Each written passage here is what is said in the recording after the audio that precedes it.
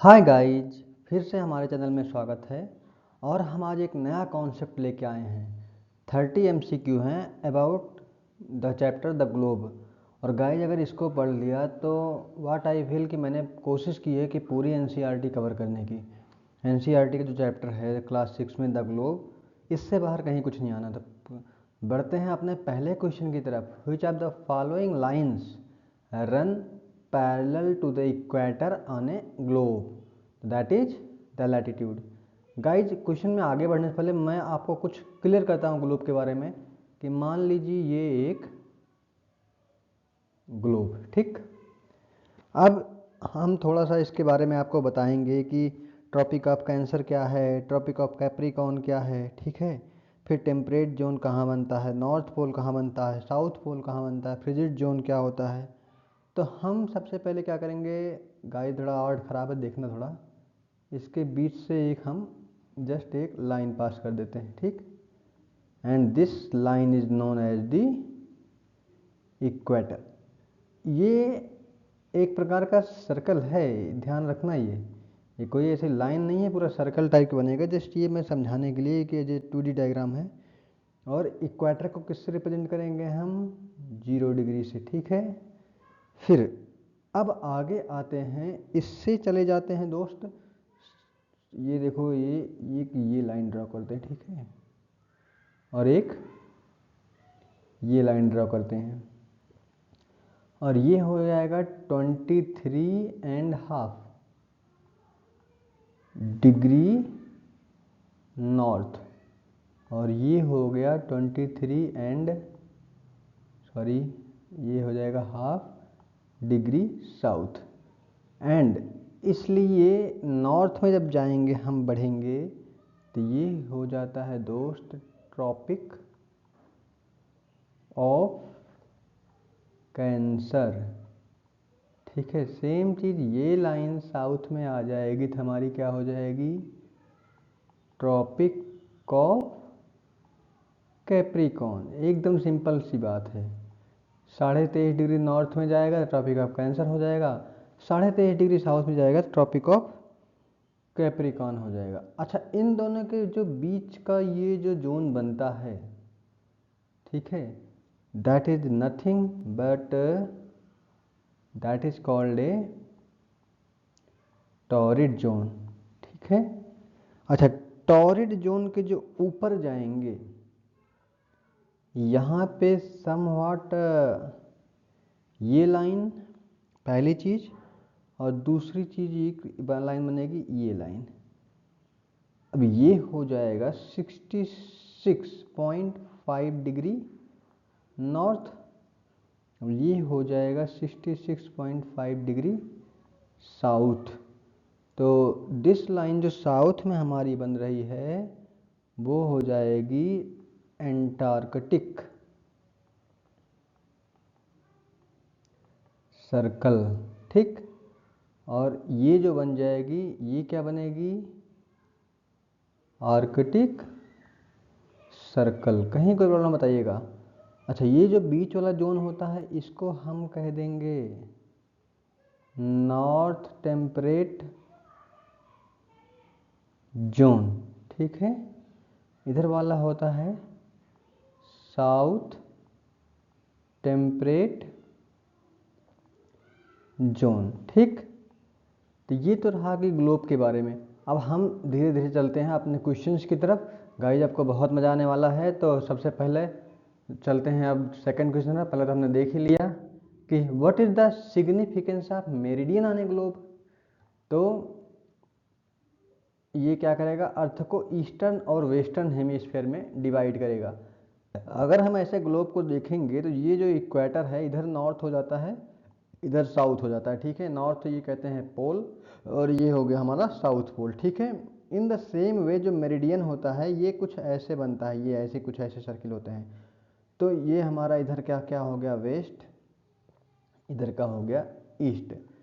ये याद रखना, अगर मैप देखेंगे सेम लाइक मैप की तरह ग्लोब है, नॉर्थ ऊपर, साउथ नीचे, ईस्ट, ठीक है, ये हो गया वेस्ट, सेम लाइक ग्लोब है। तो ईस्टर्न हेमीस्फीयर और वेस्टर्न हेमीस्फीयर में हमारा क्या करता है, मेरिडियन जो है वो डिवाइड करता है। चलते हैं हम अपने नेक्स्ट क्वेश्चन की तरफ। What is which of the following best describe the concept of great circle on the globe? Any circle drawn parallel to the equator, largest possible circle that drawn can be drawn on a sphere, ठीक है।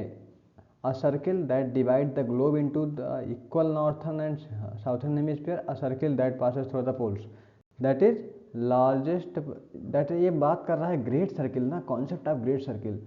तो this is the largest possible circle that can be drawn on a sphere. चलते हैं next question तरफ।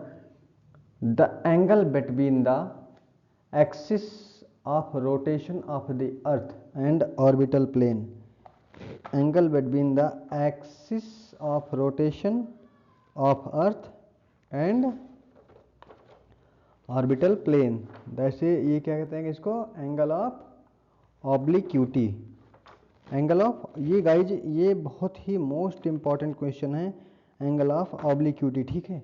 अब चलते हैं हम नेक्स्ट क्वेश्चन की तरफ।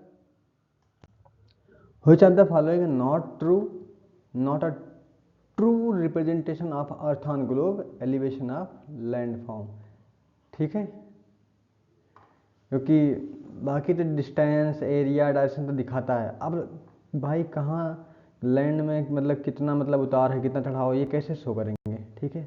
अब चलते हैं नेक्स्ट क्वेश्चन तरफ कि line of latitude 23.5 degree south, अभी बताया था पीछे, that is the tropic of Capricorn. चलते हैं नेक्स्ट क्वेश्चन तरफ। On a globe poles are represented by, तो हम पोल्स को, अब ये देखो जो पोल्स बन रहा है, कहीं यहाँ कहीं बनता है पोल्स, ये है कहीं पोल्स, तो पोल्स को सिंपली आर्क से आप रिप्रेजेंट नहीं कर पाओगे, क्योंकि जब हम आर्क के थ्रू बनेंगे तो वो एक सर्कल का पार्ट हो जाएगा, और ऊपर वाले को क्या पता, हम तो जानते ही हैं इनको क्या कहते हैं कि आर्कटिक सर्कल, ठीक है। तो इसलिए दैट इज दी पॉइंट्स, ठीक। चलते हैं अपने नेक्स्ट क्वेश्चन की तरफ। What is the angular distance of a place north और south of the equator called, that is the latitude, ठीक है। ध्यान रहे जो लॉन्गिट्यूड होता है ये मेरिडियन से रिलेटेड होता है, प्राइम मेरिडियन से रिलेटेड होता है, मेरिडियन से, ठीक है। और लैटिट्यूड जो होता है वो हमेशा इक्वेटर से रिलेटेड होता है। गाइस थोड़ी राइटिंग वीक है तो प्लीज़ थोड़ा एडजस्ट कीजिएगा। चलते हैं नेक्स्ट क्वेश्चन तरफ। International date line deviates from 180 degree meridian in the Pacific ocean, तो deviation is mainly to accommodate political boundaries, follow the magnetic variation of the earth, avoid splitting countries into different ways। Guys जो ये political boundaries हैं ये तो different चीज़ हो गई, magnetic variation of the अर्थ इसको हम फॉलो करके हमारा कोई मतलब निकलेगा नहीं, टाइम जोन को अलाइन करने का भी कोई मतलब, तो avoid splitting countries into different days, okay. चलते हैं हम अपने नेक्स्ट क्वेश्चन की तरफ। Grid system on a globe is use to determine elevation of a place, एक प्लेस का एलिवेशन ग्लोब से अगर हम, तो उसके लिए हमने बना रखा है कि हमारे समुद्र तल से कितनी ऊंचाई है, क्या है, कैसे है। डिस्टेंस बिटवीन 2 पॉइंट्स ये ग्लोब से तो करना कोई मतलब नहीं है, उसके लिए अदर सारे इक्विपमेंट्स हैं, ठीक है। Determine absolute location and measure the earth circumference, earth circumference को हम मेजर करके क्या ही करेंगे, तो डिटरमाइन एब्सोल्यूट लोकेशन, ठीक है। जैसे हमारा इंडिया जो है वो नॉर्थ ईस्टर्न हेमीस्फेयर में पड़ता है, तो इसके लिए तो हमने जो मतलब कॉन्सेप्ट बना रखा है कि इतना डिग्री नॉर्थ इतना डिग्री साउथ है। मतलब अगर मैं आपको बताऊं,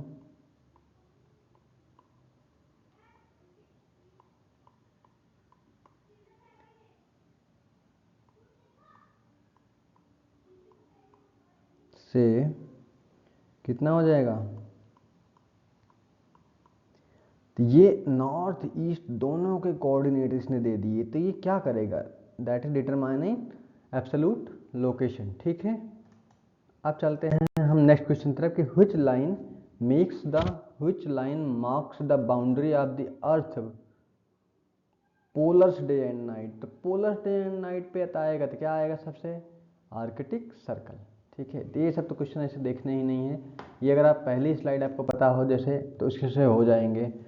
what is the true, what is which is true about the earth axial tilt in relation to seasonal impact. Axial tilt 15 degree causing mild season, कोई मतलब नहीं है। Axial tilt is 45 degree causing extreme season, कोई मतलब नहीं है। Axial tilt 23.5 degree influencing the seasonal change. ठीक है, दिस इज द 0 डिग्री पे तो कोई मतलब ही नहीं है यार। ठीक है, अरे सीजनल चेंज क्या ट्रॉपिक ऑफ कैप्रिकॉर्न और ट्रॉपिक ऑफ कैंसर के बीच में ही होता है, तो ये ही है एक्सियल टिल्ट। अब ये साउथ में लो नॉर्थ में लो, इन्हीं के बीच में सीजन हम कैलकुलेट करते हैं। अब चलते हैं next. The concept of antipodes on a globe refers to, भाई बहुत ही अच्छा क्वेश्चन है। तो अपोजिट मेरिडियन नहीं, पोल्स ऑफ अर्थ बिल्कुल नहीं, points that are diametrically opposite to each other, this is the point, and line of latitude and, कोई मतलब ही नहीं है। Line of latitude and longitude intersection, भाई इसका क्या ही मतलब हुआ। ठीक है, तो एंटीपोड क्या होता है, ऐसे पॉइंट्स जो डायमेट्रिकली अपोजिट हो एक दूसरे के। ठीक है, अब चलते हैं एंटीपोड, बहुत इंपॉर्टेंट है, याद रखना इसको। चलते नेक्स्ट क्वेश्चन तरफ कि which of the following is correct order of latitude line from north से साउथ तक। अब नॉर्थ से साउथ में हम जाएंगे। ठीक है, सिंपल सी बात है, कहानी देखो कि अगर हमारा ये ग्लोब है, नॉर्थ से साउथ में गए थे, तो पहले क्या, ये नॉर्थ हो गया, नॉर्थ में सबसे पहले क्या पड़ेगा, आर्कटिक सर्कल। ठीक है, उसके बाद चलते हैं, आर्कटिक सर्कल के बाद क्या पड़ेगा, यहाँ कुछ पड़ जाएगा ट्रॉपिक ऑफ कैंसर। ठीक है, फिर उसके बाद और जाएंगे तो बीच में जब आएंगे तो यहाँ क्या पड़ जाएगा भाई, ये पड़ जाएगा इक्वेटर। ठीक है, उसके बाद यहाँ कहीं आएंगे तो ये क्या बन जाएगा, ट्रॉपिक ऑफ कैप्रिकॉर्न। ठीक है, तो हमारा ऑप्शन नंबर बी करेक्ट है। ठीक है, अब चलते हैं नेक्स्ट क्वेश्चन की तरफ। A globe can accurately represent which of the following features of earth. Relief and elevation, कोई मतलब नहीं है। ठीक है, curvature of the earth surface, ठीक है बिल्कुल सही बात है। लैंड फॉर्म डिटेल बता नहीं सकता, एग्जैक्ट डिस्टेंस नहीं, तो the curvature of the earth surface. ठीक है, ये क्या बताता है कि globe accurately represent which of the following features of the earth, that is the curvature of the earth surface. अब चलते हैं अपने नेक्स्ट क्वेश्चन की तरफ कि earth rotation is responsible for which of the following phenomena. Earth का जो rotation होता है किस फेनोमेना के लिए रिस्पॉन्सिबल है, ये तो हमने बहुत दिन से पढ़ा है, that is the day and night. बिल्कुल सिंपल सा सवाल। गाइज अगर बोर होइएगा तो प्लीज़ थोड़ा स्किप करके देखिएगा, फास्ट मोड लगा के। चलते हैं नेक्स्ट क्वेश्चन तरफ। Which feature on a globe helps in understanding time zone. देखो जो इक्वेटर होता है, ठीक है, इनसे हमारा टाइम जोन डिस्क्राइब नहीं होता है, क्योंकि जो हमारा प्राइम मेरिडियन है, ठीक है, that is the prime meridian, 0 degree prime meridian. ठीक है,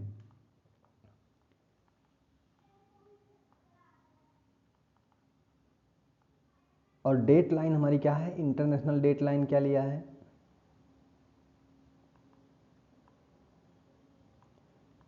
ये क्या लिया है, 180 डिग्री प्राइम मेरिडियन। ठीक है, तो टाइम जोन को समझने के लिए हम किस पे जाएंगे, भाग जाएंगे, लॉन्गिट्यूड पे भाग जाएंगे।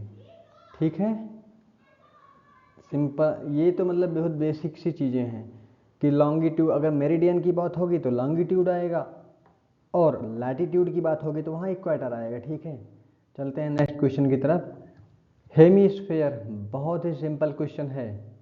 1/4, भैया 1/4 थोड़ी होता है, ये अर्थ है, अर्थ का कह रहा है 1/4 भाग हेमीस्फेयर। हेमीस्फेयर बना नहीं बना, half of the earth surface, बिल्कुल ठीक। एरिया बिटवीन टू लॉन्गिट्यूड, यार ये मान लो ग्लोब बन रहा है, ये दो लॉन्गिट्यूड, सॉरी ये 2 लॉन्गिट्यूड बन रहा है, इनके बिटवीन की एरिया कोई बात ही नहीं है, एरिया बिटवीन 2 लैटिट्यूड। अब ये है, अगर मान लो एक लैटिट्यूड ऐसे बना दिया, एक लैटिट्यूड, क्या इसके बीच कुछ है डिस्टेंस? कोई मतलब ही नहीं है, इसके बीच की एरिया कोई मतलब नहीं है। That is the half of the earth surface. चलते हैं हम अपने नेक्स्ट क्वेश्चन की तरफ। What is the distance in degrees between prime meridian and international date line? That is the 180। Prime meridian 0 degree बताया था अभी, इंटरनेशनल डेट लाइन 180 डिग्री, तो ये हो गई हमारे बीच की दूरी।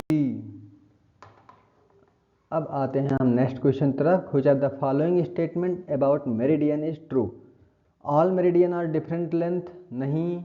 Meridian converge at the pole. अब भाई ये देखो, ये लाइन है, जितने मेरिडियन होंगे ऐसे,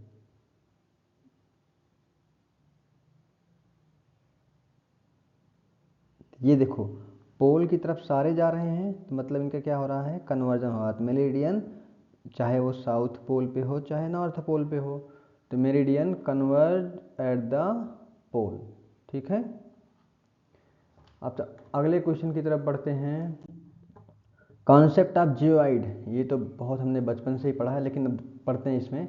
the shape of earth which is perfectly spherical. Earth का शेप परफेक्टली स्फेरिकल है? नहीं। Shape of earth which is oblate spheroid, hypothetical model of earth surface, नहीं, जियोइड है ही नहीं वो चीज़। जियोइड में हमने पढ़ा है कि वो जैसे कि पृथ्वी के स्ट्रक्चर के बारे में ही तो जानते हैं जियोइड से, और क्या ही है। जियोइड्स रिजेंबलिंग द शेप और फॉर्म ऑफ द अर्थ, यही चीज़ है। तो the shape of the earth which is an oblate spheroid. ठीक है। चलते हैं नेक्स्ट क्वेश्चन की तरफ कि which term describe the earth path around the sun? तो रेवोल्यूशन। भैया जो खुद के एक्सिस पर अगर अर्थ घूम रही है, मान लो ये अर्थ है, ठीक, इसका 2 चक्कर होगा, एक तो ये अपने ही एक्सिस पे, दूसरा अगर ये सन है मान लो, तो अर्थ जो है एक तो अपने एक्सिस पे घूम रही है, बाकी इसका क्या कर रही है, इसकी राइट घूम रही है। तो अपने एक्सिस पे जो घूमेगा उसको हम कहेंगे रोटेशन, और दूसरे एक्सिस पे घूमेगा, दूसरे के मतलब परिक्रमा लगाएगा, that is termed as the revolution. That is nothing but revolution. चलते हैं। On a globe antarctic circle located at, भाई कितना सिंपल सा सवाल है, 90 डिग्री से मतलब है नहीं। अगर पहली ही स्लाइड हमने पढ़ा होता तो उसमें देखो ये है 66.5 डिग्री साउथ पे, यहाँ पे कहीं एंटार्कटिक सर्किल है। ठीक।